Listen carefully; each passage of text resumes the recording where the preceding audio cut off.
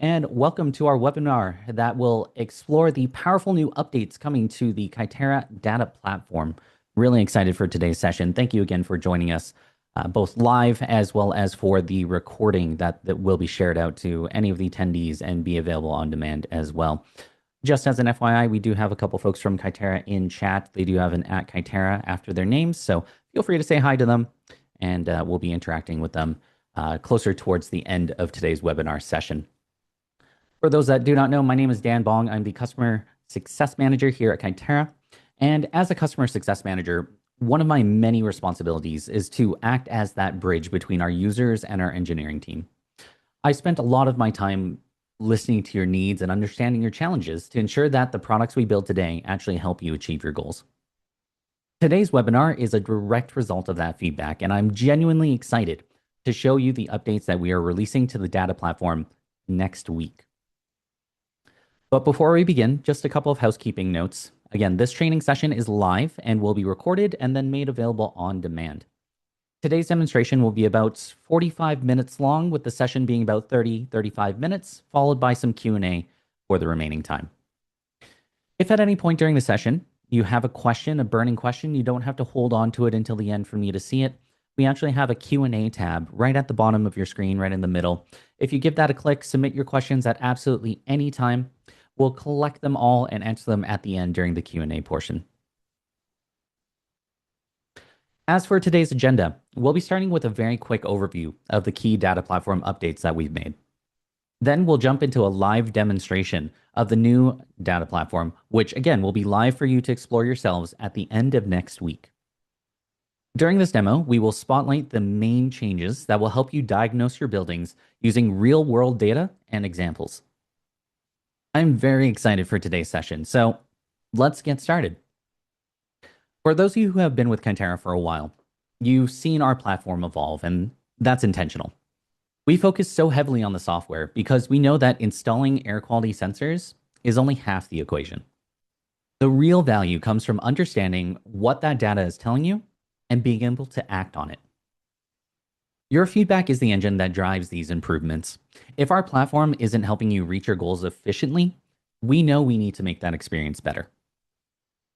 From recent feedback, we've heard you say that you want a cleaner navigation experience, a portfolio view that showcases each building's performance without needing to dig into each and every single one, and a better, more efficient way to drill into your data so your insights become more efficient.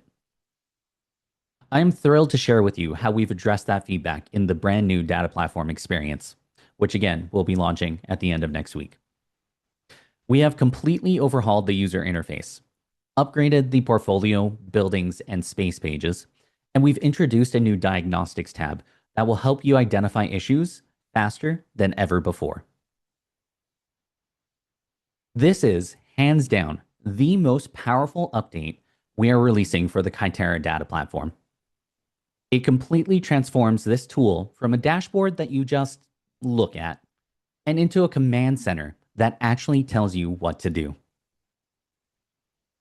So let's jump right into it with a live demonstration. Now, as I take a moment to get into our demo platform here, I just want to remind you that if you have any questions throughout today's session, feel free to use the Q&A tab at the bottom of your screen in order to get those questions submitted at absolutely any time. We'll answer as many as we can at the end of our live demonstration today.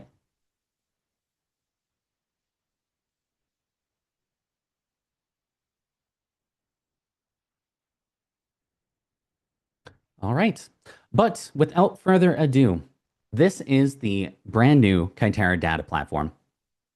Let's start with a quick note on the user interface and design. Immediately, you'll see that the data platform has an updated design that just makes sense. We've baked in subtle quality of life improvements that make navigating the platform faster, smoother, and more intuitive. For example, the date range selector in the top right-hand corner, that lets you set the range of data that you want to look at. Previously, this option was located in different parts of the page, wasn't consistent from page to page. But now it's always in the top right-hand corner, so you always know how to access that tool. But enough about design. Let's start talking about the functional updates, starting with the portfolio view. On our previous portfolio view, this page would have your list of buildings followed by a live current reading of every analyte and metric that you measured. And while this had its uses, what users really wanted to see from this portfolio view was a digestible summary of how their buildings were performing. So you could have that true top-down view of all of your buildings at a glance. This way, you can get that immediate gut check, understanding, are my buildings doing okay? Or which ones need my immediate attention? For folks that might be less familiar with the data and need a refresher of what these percentages mean that you see on screen here, you can always hover the More Info button to get a quick breakdown. So in this case, we're looking for high numbers. We're looking for 90+%. So we're looking for green indicators. But when we get down to the amber, the oranges, the reds, that's where you might need to spend a little bit more time, a little bit more attention on those buildings. So if we look back at the buildings here, we've got 6 buildings in this portfolio, and we can see down the air quality column here that, okay, a lot of them are doing pretty well. 97%, 93%, in the 90s. Doing pretty well, all things considered. But then we have this one that's around 77%. So it's not doing great. There's definitely some issues in the space. We also know that there's a lot of spaces in this building, so that might be contributing to it as well. So let's take a deeper look at this building. When you click on the building, you're taken to the building's homepage, starting with an overview of all of your spaces and their individual air quality breakdowns. So as we can see here, we're not doing so great across the board. If you look at the worst metric column on the right-hand side, we can see that, there's a very clear particulate matter issue in quite a few of our rooms, with the sprinkling of humidity, temperature, but it's mostly particulate matter that's impacting this building. Now, let's say I want to compare this building against some of my other buildings to see if this problem is consistent in my other buildings around the world, in different cities, or maybe even in the same city. To do this in the past, you would have to navigate back to your portfolio, then click on the building and try and make comparisons in that way. But if you look at the very top, at the breadcrumb navigation where it says portfolio and then the building's name, there's actually a drop-down arrow there that allows me to switch in between buildings instantly. This breadcrumb navigation is super handy, and I'll show you some more examples throughout today's demo. But let's see if there's particulate matter issues in Kirkland, for example. We can see here that, it looks like humidity is the main issue that they're dealing with over in that building. How about we check out Evanston? With Evanston, it looks like, we've got some temperature, we've got some TVOCs. We do also have a room or two that's doing all right. But it looks like for this building, there's some TVOC issues, some total volatile organic compounds that we definitely want to jump more into. So far, we've been taking a look at all the individual spaces throughout the building, and that's great, especially if you have a smaller office with maybe 15, 20 devices. That feels very manageable. But what if you had more? What if you had like 50, 100 devices? We've had projects install over 300 devices in a single building, which makes this pretty difficult to sift through individually. Even at 36, it does get a little bit challenging, especially if I'm trying to do some one-on-one analyses. Well, on the right-hand side, we have a way to group your spaces by floor and space type. This type of grouping makes analyzing at scale easier to manage. And you can determine things like, is this issue isolated to a specific floor? Or is a specific room type having these issues that we're looking at? As an example here, we do have small meeting rooms as well as large meeting rooms. I want to be in Kirkland, I think, for this example. Yes, we want to be in Kirkland. So we have some small meeting rooms and some larger workspaces, and we're able to compare those against each other and see if anything is going on there. Let's take a look at Mysore, because we know that this one was having some issues with PM. We can see that there's quite a few small meeting rooms and large meeting rooms. It looks like they might be behaving pretty similarly, although we do have some examples where some rooms are doing much better than others. So again, the individual analysis is great, but maybe you can see some specific differences between room types.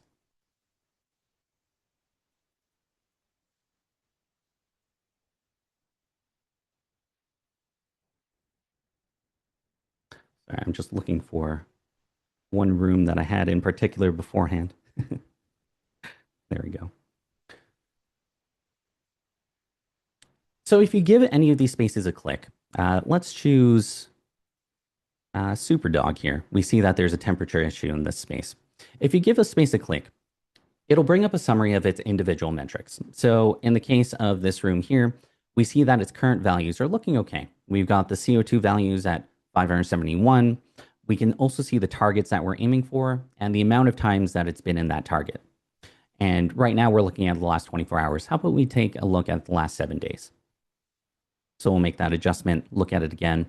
And we see here over the last 7 days, CO2 looks great. Same with particulate matter. Currently at 0, it's under the target. It's actually within those targets 100% of the time. But if we look at something like humidity, we're at 10%, and the percentage of time within targets is 0. That means over the last 7 days, it's never been in this target range. That might be something that I want to then jump into further. Now at the bottom, you see a View Device button, which would take us to the space page. We'll venture into those pages in a moment, but I wanted to first highlight the other tabs found on the buildings page. Starting with floor plans. So at the very top of the screen, you'll see 3 different tabs. We're starting in the buildings overview page, but let's jump over to floor plans here. The floor plan visualizer has not had any major changes, except its relocation to its own tab. We just found that whenever we looked at floor plans with clients, we were always full screening it to make more real estate in order to work with it. There's just so much to view and explore, so maximizing the screen coverage made a lot of sense. It's also one of the most useful tools we offer to understand data trends over time. So if you've played with the floor plan visualizer, you're able to spot trends and see performances throughout the building as it goes day to day, hour to hour. What's also useful is if you're sharing this information with a colleague, having the floor plan on its own tab gives you a direct link or URL that you can send their way, instead of having them navigate through other pages to get there. Also, at the very top, going back to the breadcrumb navigation, let's say I want to look at a different floor plan here. I can just click to a different floor plan, have it load directly, and that way you can make those really handy comparisons directly from this page.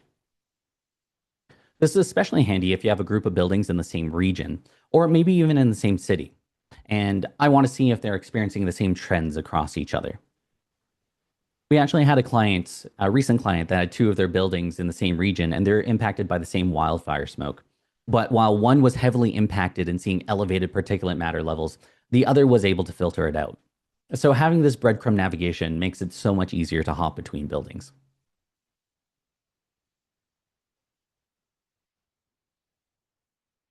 The last tab that I want to discuss is brand new to the data platform, the Diagnostics tab. I'm not exaggerating when I say the Diagnostics tab allows you to identify performance issues in your building 10 times faster than ever before. What used to take an hour of digging through charts and data can now happen in a matter of seconds. Let me show you. In this tab, we have a handful of analytics that you can currently view, with many more being developed down in our roadmap. This first one looks at thermal comfort. It uses the building's set operating hours to plot out how each space is performing in terms of its temperature and relative humidity levels. We also have both the 90th percentile and 10th percentile mapped out to show the variance in the data, which tells me right away that the operating range of all the spaces in the building is almost always dry. When I click on a 90th percentile dot, we get to verify the operating range that the space is performing at, and we can tell that it's almost always too dry and too cold. And when we contrast that with the 10th percentile dot for the same space, that confirms that the operating range is always out of target, even at its most extreme readings. Now, in this case, we're looking at the drink, which is a cafeteria, so maybe we can rationalize why it runs cooler and drier than all the other spaces. But regardless, this analytical tool has now identified a room that has a clear performance issue and a clear difference from the norm from every other space in the building, and we can address it accordingly. Now, if you're a data person and you prefer looking at some numbers, We also have a table view that you can make use of. So in the top right-hand corner of the window, you can see that we're currently on graphs. But if you click on the table view, you'll have all the data that we provide. You can look at it, you can investigate it further, you can even download it to a CSV and do that analysis in a more traditional way.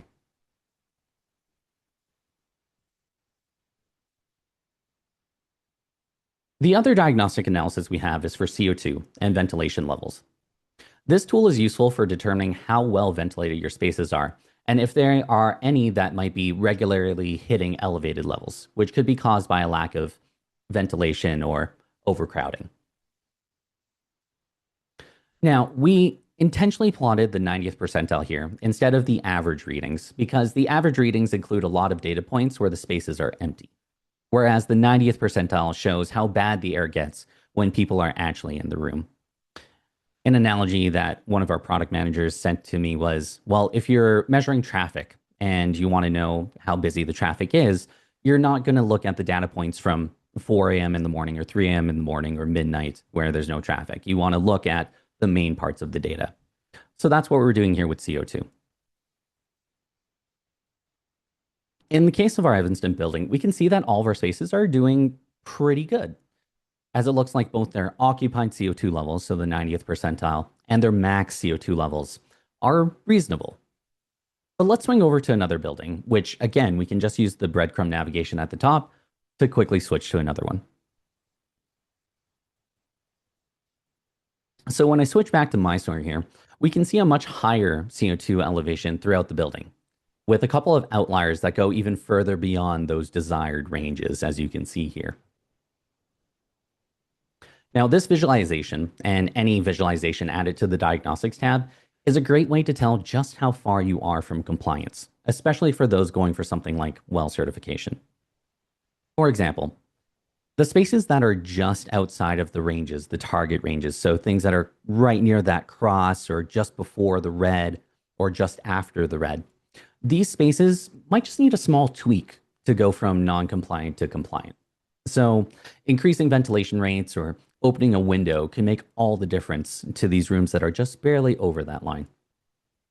But the spaces that are way out there clearly have a much deeper problem. And that's a problem that we can definitely address.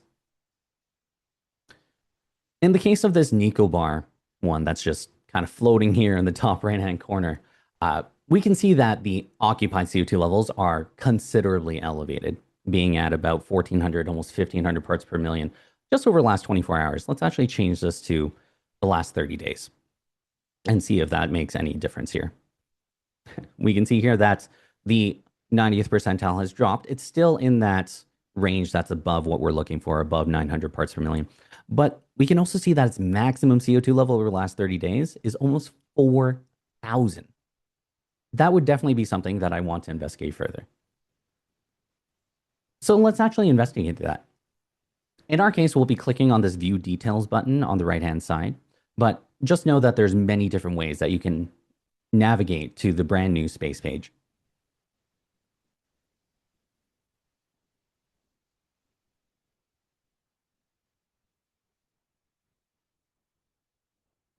Oh. Okay, I think the data for that one is not shown for me. Let me find a different room here. Let's go to Diagnostics again, and let's work with Long Island. Okay. Now, this is our brand new space page, and on the right, you will see a familiar graph that plots out the data. But with it comes some very cool updates. To start, we've embedded our analytical tools, like our heat maps and our comparison charts, directly into the space page. We wanted to bring the tools to the data. In the past, you had to jump to a separate section of our data platform to analyze what you're seeing. But that's like walking back to the garage every time you needed a specific tool. Now, everything you need to analyze the data is right here, and we'll showcase that more in just a moment. On the left-hand side, you can see all of the metrics that we're measuring, and giving them a click will show their data on the time series graph on the right-hand side. So we can see here the VOC performance. This is a sense edge go. So we also have carbon monoxide, nitrogen dioxide, some ozone readings that we can go through. And when the data fluctuates between good and not so good, the time series graph will show a color-coded breakdown of what are good levels in green, the elevated levels in yellow, and levels that need attention, where it turns red and breaks through that upper threshold. And all those are now marked on the graph, so it makes it nice and clear what your air quality is doing. In the case of this one, we've got PM, and it fluctuates. It goes high then low, then high then low. And it looks like what's interesting is that it does lower during the actual working hours in this building. So all things considered, pretty good, but there are still some elevations that we might want to look at further. The adjustable bar at the top of the graph lets you take a closer look at specific times in the data. So in our case, let's look at the most recent particulate matter event here, where I see it go up a little bit at the very end. So the most recent time. And we can see here that it zooms in right away. We can see it. It looks like it was just yesterday, maybe early this morning, or yesterday morning for India in this case. And we can see here that the particulate matter is definitely elevating, but it looks to lower during the actual working hours when you get to 9 a.m., 10 a.m., and by 11 a.m., it's actually at pretty good levels. So nothing too difficult to look at there. Now, if I want to adjust this, I could also drag this over to, let's say, I want to see this elevation that happened, it looks like maybe 2-3 weeks ago. And now we can see that here, we've got more elevated spikes. It looks to be pretty elevated during the working hours here. This was the 10th, though, so this was Saturday, so maybe nothing to be too concerned about there. Now, another way you can actually zoom into the data is you can click and drag directly on the time series graph itself. So let's say I really want to focus on when it went into the needs attention, that red range. I can just click and drag, and that'll also zoom into the data further. Now, let's say you want to view multiple metrics at the same time. Well, now there's a plus metric button in the top right-hand corner. And when you click that, you can actually add different parameters to the same screen. Now, in the past, we actually limited this to just 2, but now you can add as many metrics as you want. You might need a little bit of a bigger screen, maybe a vertical screen in order to view this a little bit easier with more than 2. But as you can see here, we can now see all the data. Maybe we want to try and draw some correlations there. And this is actually a great way to make those correlations between various parameters that your device is measuring and really take advantage of the multiple sensors that our devices have.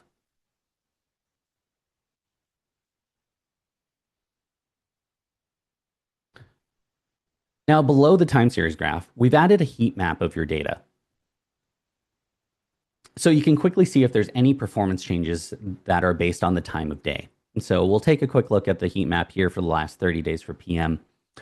And we can see here, we've just got the tail end of the holidays going from New Year's and going back into the start of the work week. And we can see that the particulate matter was elevated pretty much during that entire holiday. If we took it back even further into Christmas, we can probably see that continuing, that trend continuing. But once they come back into the office, it looks like on January 5th, the air quality gets much better. And it shows this more normal pattern of, okay, it looks like the HVAC doesn't run midnight to about 6-7 a.m. And then the HVAC turns on, flushes out everything, and now we're seeing some greens. And that looks pretty consistent with weekends then being elevated, which is totally fine, totally normal. Not many people are in the space, if anyone. That makes sense. But we also see down here in the last couple of days that there's actually been some elevated PM levels. So maybe something changed in the last couple of days. Maybe a filter needs to be changed. Maybe something broke down in the HVAC. This gives us a nice clue to actually look into that further. Right now, our heat map is currently using thresholds. So again, those red, amber, green indicators of if your air quality is good or elevated or needs attention.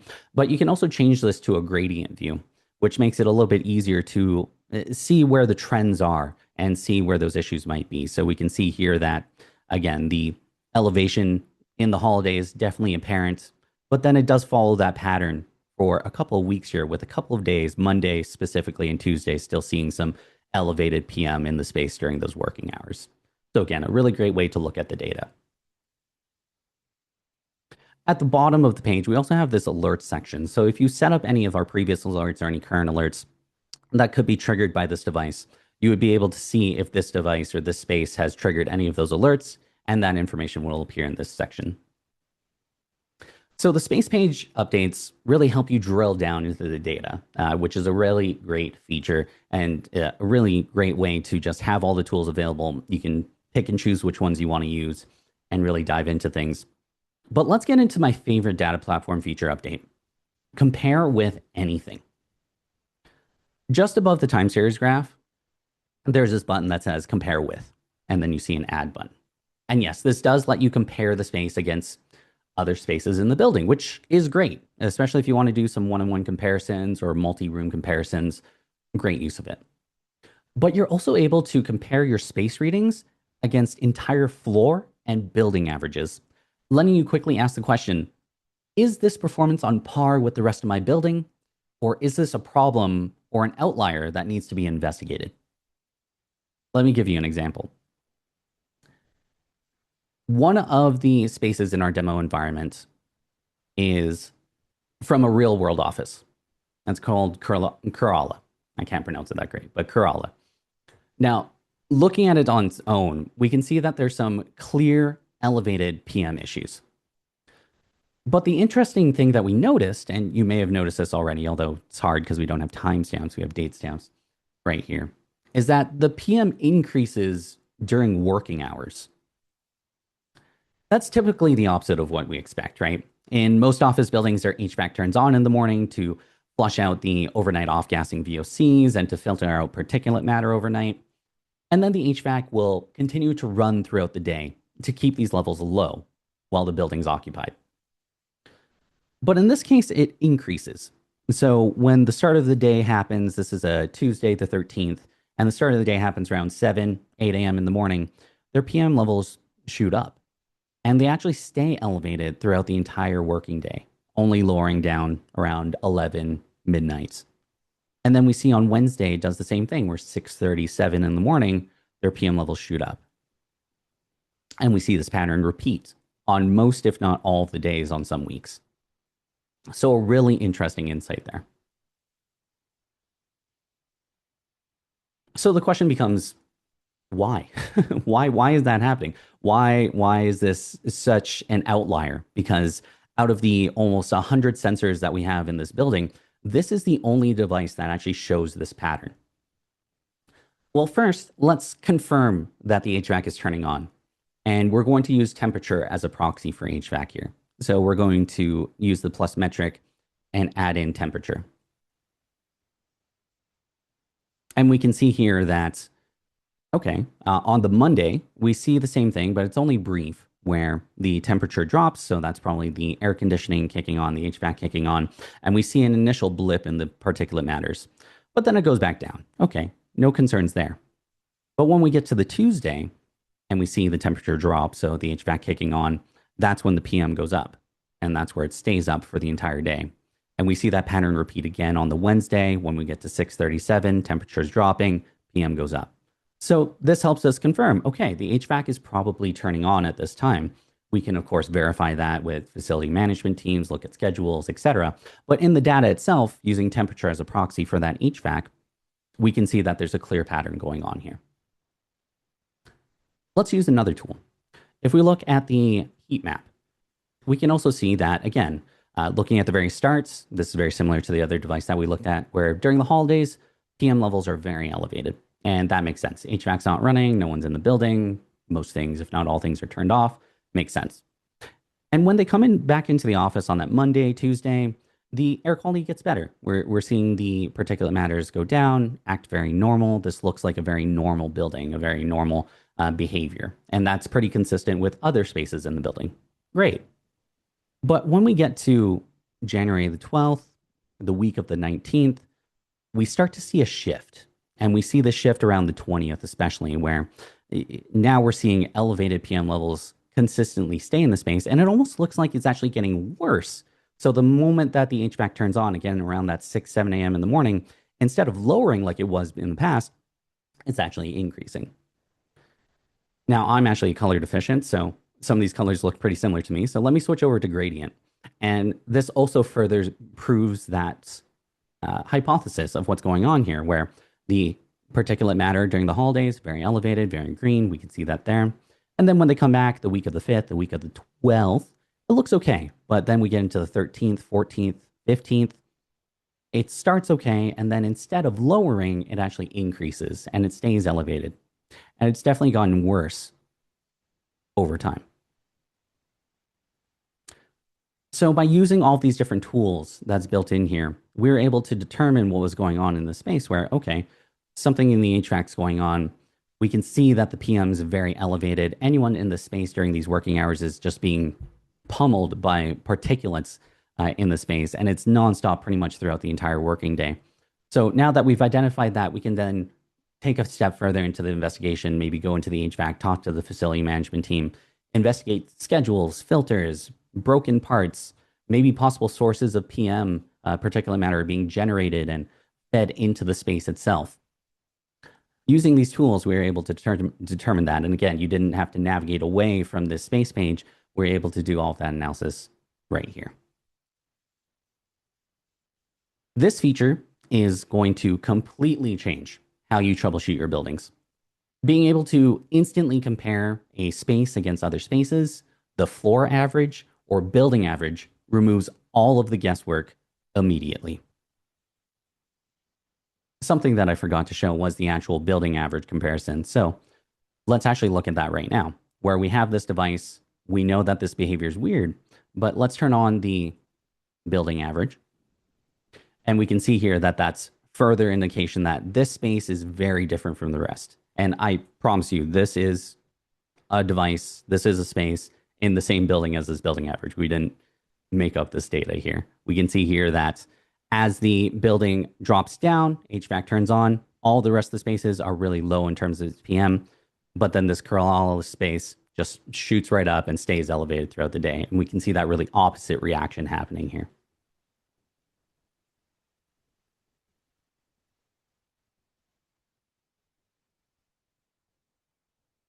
All right.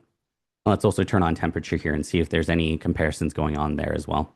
We can see here that the temperature is looking all right. It looks like it's running a little bit hotter than the rest. Maybe that's something as well. Maybe it's the positioning of the building in the space. We also saw this really weird dip that I didn't call out earlier, but it's a very significant dip for quite a few hours there. So again, anomalies in the data, you're able to jump into it and you can start thinking about, okay, when does this happen? Target what issues are popping up and go from there.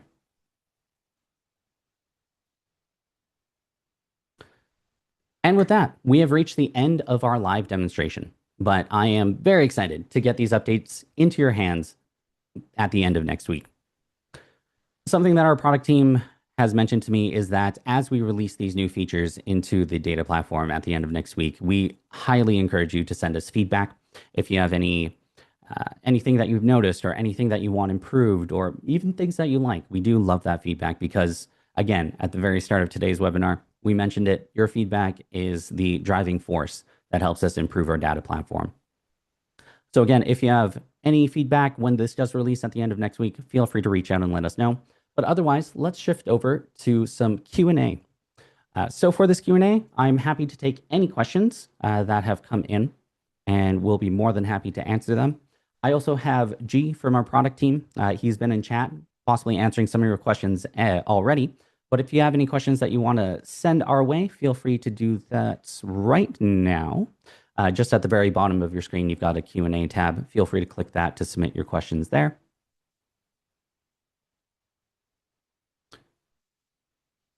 And I'm just getting set up on my end. Give me 1 second.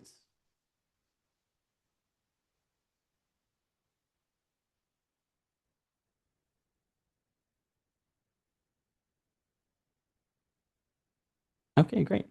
So if you have any more questions, feel free to let me know in the Q&A tab or in the chat.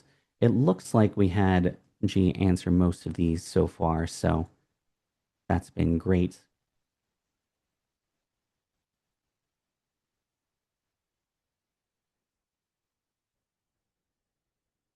Cool. We'll give another minute or two for folks to send in any more questions that they have. Okay. So we have a question from Kevin. Has the homepage changed? And if so, what will it look like? So at the start of today's live demonstration, I showed you the portfolio view. That's going to be the main view that you load into, I believe, on the new data platform. So it'll be similar to before, where when you log in for the first time, it should take you to that portfolio view. And that will be where you start. It makes a lot of sense for a lot of our portfolio clients. Also, it starts you at that building stage, so you can click your buildings. We understand if you only have one building, then the portfolio view is a little bit less useful, but it still gives you that summary of the building, gives you that nice gut check of how my building's doing before you actually dive in. Also, as we went through the live demonstration, we also welcome your feedback. So if you have any feedback to share us, you can also use that Q&A tab. You can also use the chat directly to let us know your feedback. Is there anything that you like, anything that you love, anything that you don't love? You can, of course, let us know of that. All right. We have a lot of questions. Oh, goodness. Rizwan, I believe that's how you pronounce it. When we click on the space and pick a specific room, can we filter for work periods, like within the last 7 to 30 days or more? So when you pick a specific room, you can, the default for some of our analytics, like the Diagnostics tab, is already filtering to the building's working hours. So the occupied hours that you've set for the building. So that's great. If you need to filter beyond that, so set specific hours, but you're looking at 7 to 30 days, I don't believe that specifically is available. That might be something that we add in the future. Again, I've got G in the chat taking Yeah, notes. So if you have any feedback on that, yeah, G, go ahead. yeah, Dan, it's there. You can Okay. show it. You can show it again if you want, but there's a drop down for presets, or you can use a calendar to pick a range. Oh, okay. Of course. So yeah, there you go. You can set the time. You can choose the time specifically as you see fit there. Uh, Next question. Who uploads the floor plan? How does it exactly know what part of the floor plan space is monitored by a Kaiterra device? Great question. So with the floor plan visualizer, the way that it works is that you upload a image of your floor plan, and then you can use polygons to map out where devices are. So once you have that floor plan in place, you can then say, okay, this device is in the kitchen area. So you'll draw that space onto the floor plan. Once that's all drawn, then you can use the data trends that we showed there. How do we add the building's operation hours in order to use it in the Diagnostics tab? So when you are in the building settings, if you go to general information, or when you're setting up the building the first time, you can set the building's occupied hours. So that's going to be your operational hours when people are expected in the building. If you have different hours for different days, you can also segment it as well. So for example, if Monday through Friday it's 9 to 5, great. But then on Saturday and Sunday it's 12 to 4. You can set that separately in that section there. Does zooming still average the data and shows an average value, but just stretched out? So I believe when you zoom into the data, it adjusts the averages that you're looking at. So if you're looking at the last 30 days, it's usually averaging either every 3 hours, possibly every 6 hours, depending on how much data you're looking at. And then when you zoom in, that should make it into every 30 minutes, every 15 minutes, depending on how far zoomed in you go. Can you compare 3 or more spaces on one graph? Yes. I don't know the upper limit off the top of my head. It might be none, but I do know that you At can have least, at least 15. at least 15. So, and then I think at that point, it might just not have enough space to populate all of the lines at that point. So you can compare quite a few spaces when you do the comparison in that way. And parameter thresholds. Will you be bringing back the other color gradients that you had before? So our current color gradients, we switched this late last year, I believe, and we switched to more of a red, amber, green approach. It does align with well certification, and we do have plans to allow you to set your own thresholds down the road. But right now, we're currently working with well certification standards. It's just a really gold standard, and a lot of other certifications are very similar in terms of the parameters there. So we are sticking with the red, amber, green in that sense, but in the future, you will have a way to modify those color gradients or those thresholds accordingly. So if you have different standards for your building or a different region, then you can make those modifications accordingly. Alrighty. Any other questions? We do have a little bit of time here, so if you have any others, feel free to send them in.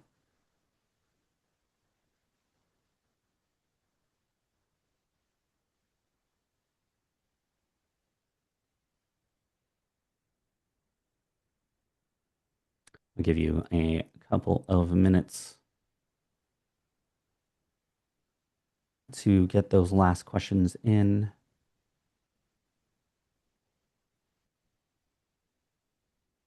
Alrighty, give you another 60 seconds.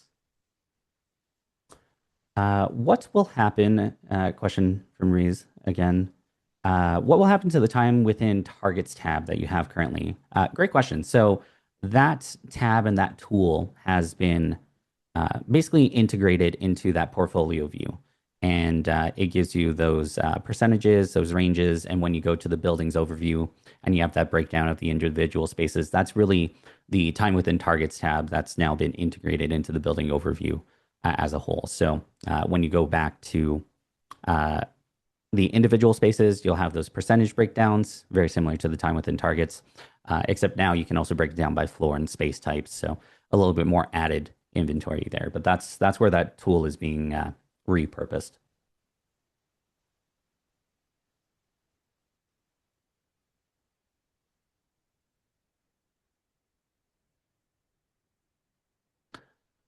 Question Oh, from Shan. Yeah.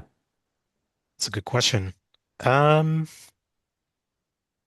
the answer is not right now. That's an interesting way to look at it as well. Yeah, very interesting for analysis. So the question is there a quick way to flip to time outside of targets? And that's actually a great point, Shan. Thanks for bringing that up. Something for us to definitely mull over. Our team will discuss it, but just hamster wheel running in my brain, that does make a lot of sense to potentially have a quick way to access that type of inverse data.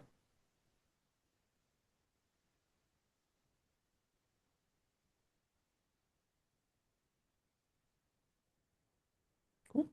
Again, we'll give it a couple more minutes. Again, we do have a little bit of time set aside for this webinar, so happy to give you a little bit more time if there's any other questions coming in. Again, feel free to submit your questions. If you have any feedback, immediate feedback, you can, of course, send that in the QA tab. You can also send it in the chat. Happy to receive any of it.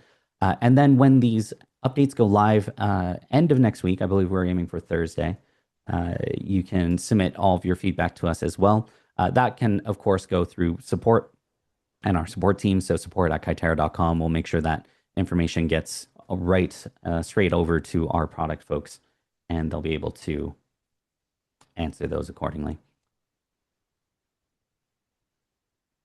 And again, all feedback definitely welcome. If there's certain functionalities that you miss, most of them, if not all of them, are being integrated into our new data platform. So I'm not too concerned about that. But if you have any features that you wish were developed, or if there's still a issue after playing around with the new data platform, if there's something that you still can't do or still can't do efficiently, or if you wish there's a way to do something, we welcome that feedback. It's going to help us really deliver